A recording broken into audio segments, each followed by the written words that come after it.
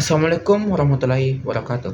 Halo semuanya, perkenalkan nama saya Muhammad Al-Qadri, biasa dipanggil Qadri, berasal dari Universitas Bosowa, jurusan Psikologi, Prodi Psikologi.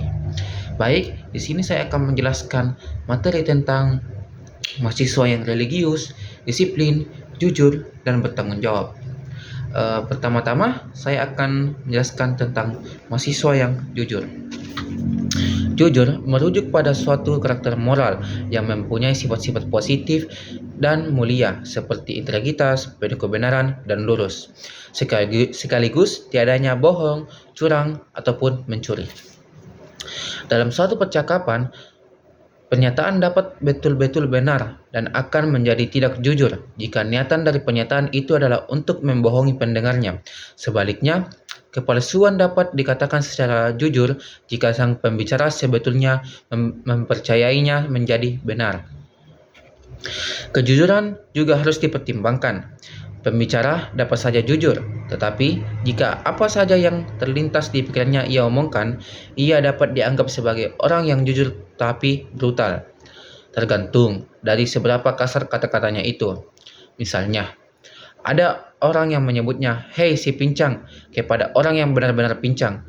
Ini memang jujur, tetapi brutal. Jadinya, di sini kejujuran tidak menjadi baik atau bersifat moral.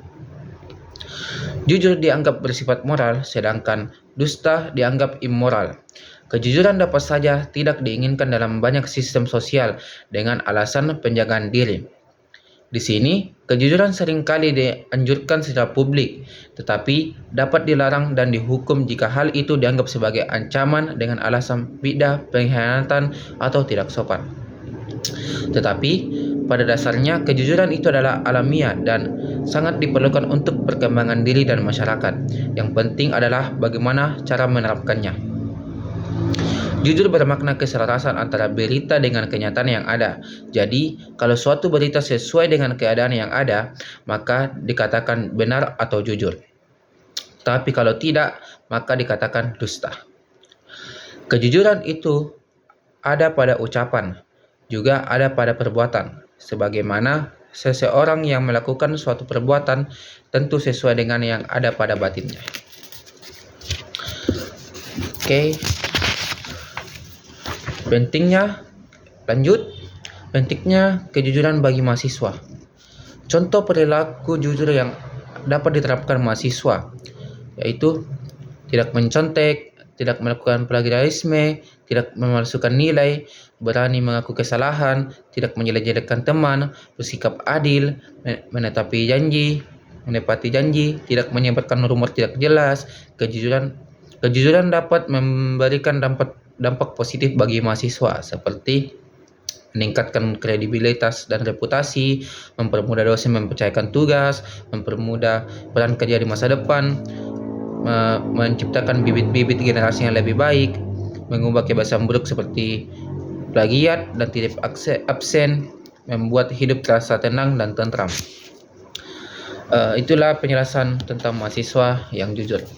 Lanjut, saya akan menjelaskan materi kedua yaitu mahasiswa yang religius.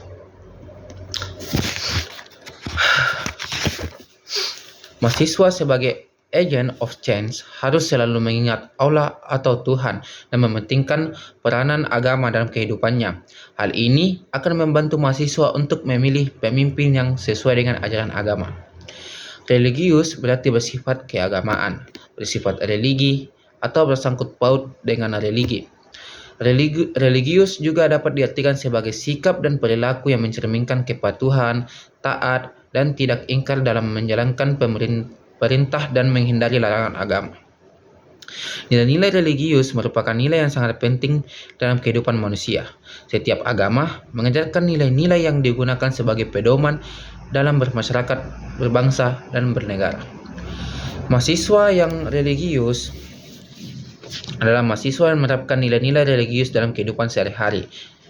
Contohnya, percaya kepada Tuhan Yang Maha Esa, saling menghormati dan menghargai, toleransi, mencintai lingkungan hidup dan makhluk hidup lainnya, patuh pada ajaran atau aturan agama, melaksanakan aktivitas keagamaan seperti sholat, doa, meditasi, dan upacara, tergantung agama masing-masing. taat pada prinsip-prinsip moral atau etika yang diajarkan oleh agama, melaksanakan ajaran agama dalam hubungan dengan sesama makhluk, membaca buku yang baik tentang agama, memperpedulikan pembangunan daerah. Baik, itulah penjelasan tentang mahasiswa yang religius. Lanjut, materi ketiga yaitu mahasiswa yang bertanggung jawab. Bertanggung jawab adalah kesadaran seseorang untuk menanggung segala akibat dari perbuatannya, baik yang disengaja maupun tidak. Bertanggung jawab juga berarti melakukan tugas dan kewajiban dengan sungguh-sungguh. Berikut beberapa ciri-ciri perilaku tentang bertanggung jawab. Pertama, menjalankan dan menyelesaikan tugas dengan sebaik-baiknya. Berani menanggung risiko atas perbuatan dan ucapan. Menjaga kehormatan diri sendiri dan orang lain. Berusaha memotivasi diri sendiri, memiliki tingkat waspada yang bagus. Tanggung jawab dapat dibentuk sejak usia dini melalui contoh yang sederhana dari orang tua. Sikap tanggung jawab yang dilakukan secara konsisten dapat membawa banyak manfaat seperti dihormati, dihargai, dan dipercaya oleh orang lain, berhasil menyelesaikan tugas dengan baik, melakukan perencanaan dan bertindak lebih hati-hati, lebih kuat dan tegar untuk menghadapi suatu permasalahan. Mahasiswa yang bertanggung jawab memiliki beberapa tanggung jawab, dan di antaranya tanggung jawab terhadap studi. Nah, mahasiswa yang bertanggung jawab akan menyelesaikan studinya dengan baik. Untuk itu, mahasiswa harus mengikuti perkuliahan dengan aktif, mencatat materi dengan rapi, berdiskusi dengan teman sekelas, memanfaatkan sumber dari perpustakaan, internet, dan dosen. Tanggung jawab sosial dan moral. Mahasiswa yang bertanggung jawab akan memiliki kepedulian terhadap lingkungan sekitar, kampus sesama, mahasiswa, dosen, dan staf.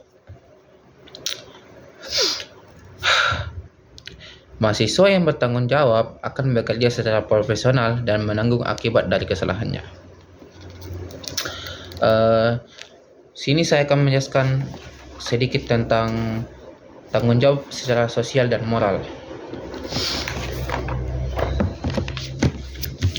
Tanggung jawab moral.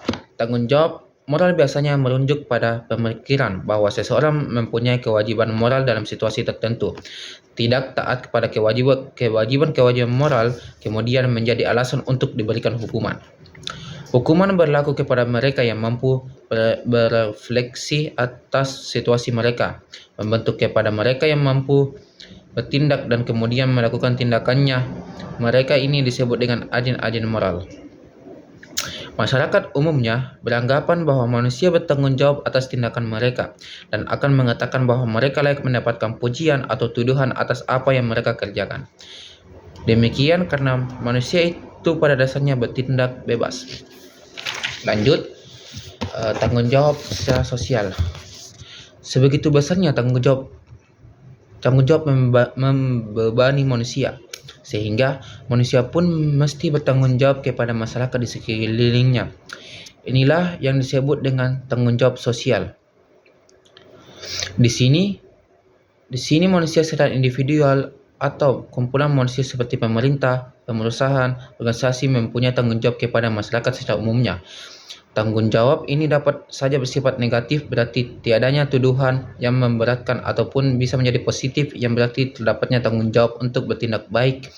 Misalnya, suatu perusahaan dapat disebut bertanggung jawab apabila tidak membuat kerusakan lingkungan. Lanjut, materi keempat yaitu disiplin. Disiplin adalah sikap dan perasaan taat dan patuh terhadap nilai-nilai yang dipercayakan dan tanggung jawabnya. Disiplin juga dapat diartikan sebagai tata tertib, ketaatan, atau kepatuhan kepada peraturan. Disiplin memiliki beberapa pengertian, di antaranya sikap menghormati, menilai peraturan tertulis dan tertulis, ketertiban yang mampu mengatur tatanan kehidupan individu dan kelompok, kondisi yang terbentuk dan tercipta melalui proses serangkaian perilaku yang menunjukkan nilai-nilai ketaatan, kepatuhan, kesetiaan, dan ketertiban. Disiplin dapat membantu mahasiswa untuk lebih fokus, mencapai tujuan, dan menikmati hidup. Disiplin juga dapat membantu mahasiswa untuk menyelesaikan tugas kuliah, organisasi, dan mendapatkan dukungan dari keluarga. Sikap disiplin mahasiswa dapat ditunjukkan dengan datang tepat waktu, bersikap hormat, sopan, dan mengikuti aturan dalam berpakaian. Mahasiswa yang disiplin juga akan menerima teguran atau peringatan dari dosen. Baik, mungkin hanya itu yang dapat saya jelaskan. Tapi di sini saya akan jujur, saya membaca materi dengan menggunakan kertas. Baik, kurang dan lebihnya mohon dimaafkan. Wassalamualaikum warahmatullahi wabarakatuh.